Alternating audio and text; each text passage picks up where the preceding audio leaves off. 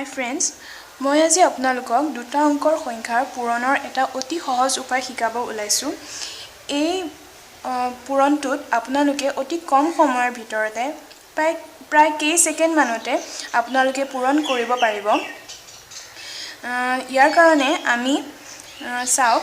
ইয়াত আমি 13 আৰু 17 পূৰণ কৰিছো। 13 * 17 ৰ ক্ষেত্ৰত 13 আৰু 17 ৰ বেছ একে আমি লৈছো আৰু ইয়াৰ বেছ হল বেছ অৰ্থাৎ 13 আৰু 20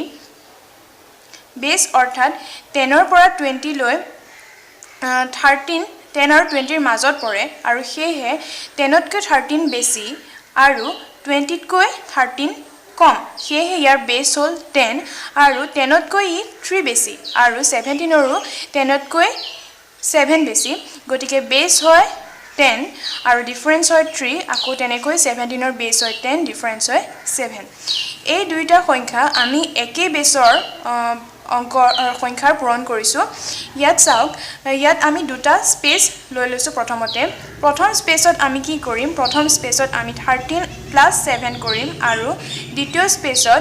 ইয়াৰ যোন দুটা ডিফাৰেন্স হয় সেই ডিফাৰেন্স দুটাৰ পূৰণফল। অৰ্থাৎ প্ৰথম স্পেচত আমি 13 + 7 কৰিছো আৰু দ্বিতীয় স্পেচত কৰিছো আমি ডিফাৰেন্সৰ পূৰণফল। গতিকে 13 + 7 মানে হয় 20 আৰু 7 * 3 মানে হয় 21। এতিয়া ইয়াৰ নেক্সট স্টেপত চাওক। নেক্সট স্টেপত যেহেতু এইটো 7 * 3 দুটা অংকৰ সংখ্যা আৰু আমিও কৰিছিলো দুটা অংকৰ সংখ্যা, গতিকে দুটা অংকৰ সংখ্যাৰ ক্ষেত্ৰত পিছৰ যোনটো স্পেচ হয় সেই স্পেচত মাত্ৰ এটা অংকৰ সংখ্যাহে ৰব। গতিকে তাৰ কাৰণে 21 ৰ 2 টো উকলি 20 ৰ লগত যোগ হ'ব আৰু ইয়াত ৰৈ যাব অকল 1 বা 1। গতিকে ইয়াৰ পিছৰটোত হ'ব 20 + 2 আৰু ইয়াত ৰব 1 আৰু তাৰ পিছৰ স্টেপত হ'ব 20 + 2 মানে 22 আৰু ইয়াত ৰব 1। গতিকে আমাৰ উত্তৰ হ'ব 221। আপোনালোকে এইটো ক্যালকুলেটৰত কৰি চাব পাৰে। ইয়াৰ উত্তৰ আপোনালোকৰ একেই ওলাব। ঠিক আছে, তেতিয়াহলে আমি নেক্সট এটা এক্সাম্পল চাওঁ। নেক্সট এক্সাম্পলত চাওক 15 * 18 কৰিছো। 15 * 18 ৰ ক্ষেত্ৰতো বেছ 10 আৰু ডিফাৰেন্স 5 আৰু 18 ৰ হয় বেছ 10 ডিফাৰেন্স 8। প্ৰথম ক্ষেত্ৰত আমি আকৌ তেনেদৰে দুটা স্পেচ লৈ ললো। আপোনালোকে যেতিয়া কৰি পাৰা হ'ব তেতিয়া আপোনালোকে স্পেচ ল'ব নালাগে। এইটো আপোনালোকে নিজৰ মনৰ মাজতে তৎক্ষণাত কৰিব পাৰিব আৰু কৰি চাই আপোনালোকে উত্তৰ উলিয়াব পাৰিব। গতিকে প্ৰথম ক্ষেত্ৰত আমি কৰিছো 15 প্ৰথম ঠাইত লৈছো 15 + 8 আৰু দ্বিতীয় ঠাইত আমি ডিফাৰেন্স দুইটাৰ পূৰণফল লৈছো। এতিয়া ডিফাৰেন্স দুইটাৰ পূৰণফল 5 * 8 5 * 8 মানে হয় 40 আৰু 15 + 8 মানে হয় 23। এতিয়া তাৰ নেক্সটত আমি কি কৰিম আকৌ যেহেতু এইটো দুটা অংকৰ সংখ্যা গতিকে ইয়াত এটা অংকৰ সংখ্যা ৰব আৰু ইয়াত থকা 4টো উকলি প্ৰথমটোৰ লগত যোগ হ'ব। গতিকে 23 + 4 আৰু ইয়াত 0 ৰৈ যাব আৰু তেতিয়া 23 + 4 মানে হ'ল 27 আৰু 0টো ৰৈ যাব। গতিকে আমাৰ উত্তৰ হ'ব 270। ঠিক আছে, এতিয়া আপোনালোকক মই 20 বেছৰ কৰিবলৈ শিকাও। 20 বেছৰ চাওক 25 * 29 কৰিছো। 20 বেছৰ ক্ষেত্ৰত কি হয় যেতিয়া বেছ 20 হয় 20 মানে হয় 2 * 10 আৰু সেয়ে আমি যেতিয়া পিছত যোগ কৰিম প্ৰথম ঠাইত তেতিয়া আমি 2 এটা পূৰণ কৰিম। গতিকে চাওক তাৰ কাৰণে 25 ৰ বেছ হয় 20 গতিকে 2 * 10 ডিফাৰেন্স লিখিছো 5 আৰু 29 ৰ বেছ হ'ল 20 2 * 10 আৰু ডিফাৰেন্স লিখিছো 9। গতিকে ইয়াৰ কাৰণে একে আমি দুটা ঠাই লৈ লৈছো আৰু প্ৰথমটোত কৰিছো 25 + 9 যোগ কৰিছো আৰু তাৰ পিছত যেহেতু ইয়াত 20ত 2 এটা ইনটু হৈ থাকে গতিকে এই 2টো আমি ইয়াত পূৰণ কৰিছো আৰু তাৰ পিছত 5 * 9 ডিফাৰেন্স কেইটা লিখি লৈছো। এতিয়া প্ৰথমটোত হ'ব 2 * 25 + 9 মানে হ'ল 34 আৰু 5 * 9 মানে 45 লিখি লৈছো। তাৰ পিছত হ'ব 2 * 34 মানে 68 আৰু 45 ইয়াত একে লিখিছো আৰু তেতিয়া আমি ইয়াত 45ৰ ইয়াত যোনটো 4 আছে সেই 4 টো উকলি প্ৰথমলৈ আহিব আৰু তাৰ পিছত হেতু যোগ হ'ব গতিকে 68 + 4 আৰু ইয়াত ৰব 5 তেতিয়া হ'ব 68 + 4 মানে 72 আৰু ইয়াত ৰব 5 গতিকে আমাৰ উত্তৰ হ'ল 725 নেক্সট আমি 45 আৰু 43 ইনটু কৰিছো আপোনালোকক গুটেইখিনি সংখ্যাৰ পূৰণফলটো শিকাবৰ কাৰণে মই বেলেগ বেলেগ সংখ্যাৰ পূৰণফল দেখাইছো এতিয়া 45 * 43 বেস 40 মানে হ'ল 4 * 10 আৰু ডিফাৰেন্স হ'ল 5 আৰু 40 আকৌ একে লিখিছো 4 * 10 ডিফাৰেন্স হ'ল 3 ইয়াতো একে আমি দুটা ঠাই লৈ লৈছো আৰু প্ৰথমটোত হ'ব 45 + 3 আমি ইনটু কৰিম আৰু ইয়াত যেহেতু 4 এটা বেসত 4 * 10 হৈছিলে গতিকে এই 4 টো ইয়াত ইনটু হ'ব গতিকে 4 * 45 + 3 আৰু ইয়াত হ'ব 5 * 3 ডিফাৰেন্সৰ পূৰণফল এতিয়া 4 * 45 + 3 মানে হৈছে 48 আৰু 5 * 3 মানে হৈছে 15 তাৰ পিছত হ'ব 4 * 48 কৰিছো 8 * 4 মানে 32 গতিকে 2 3 এটা ৰৈ যায়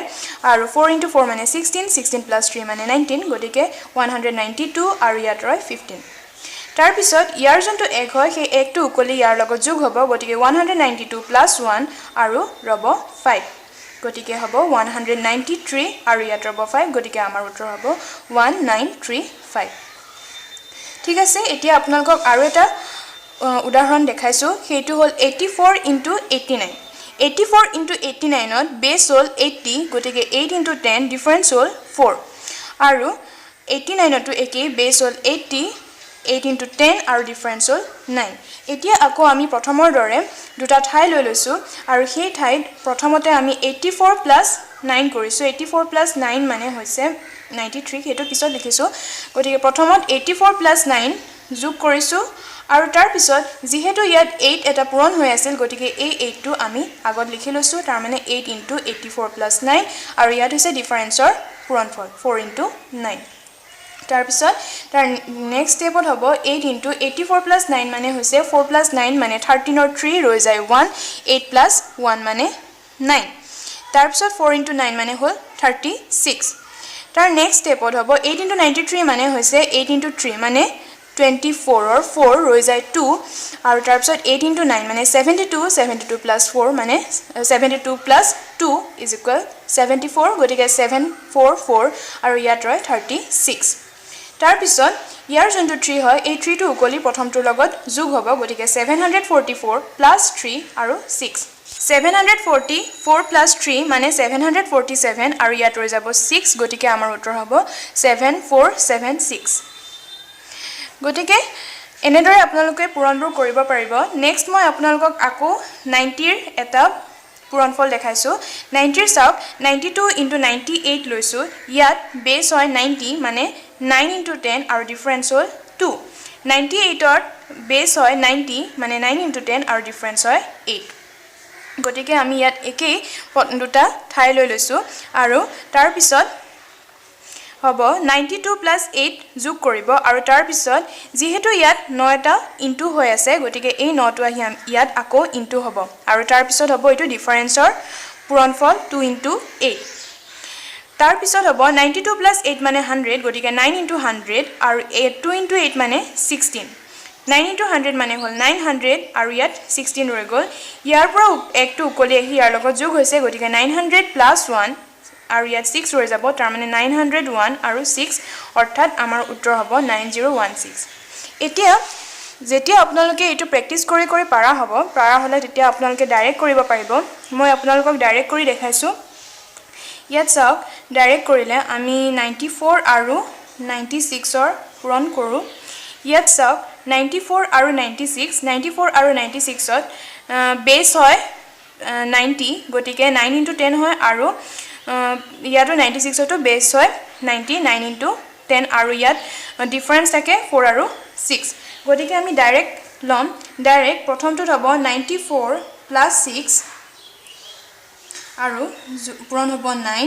আৰু তাৰ পিছত 4 * 6 কৰিব ডাইৰেক্ট বা আপোনালোকে এটো ডাইৰেক্ট মনতে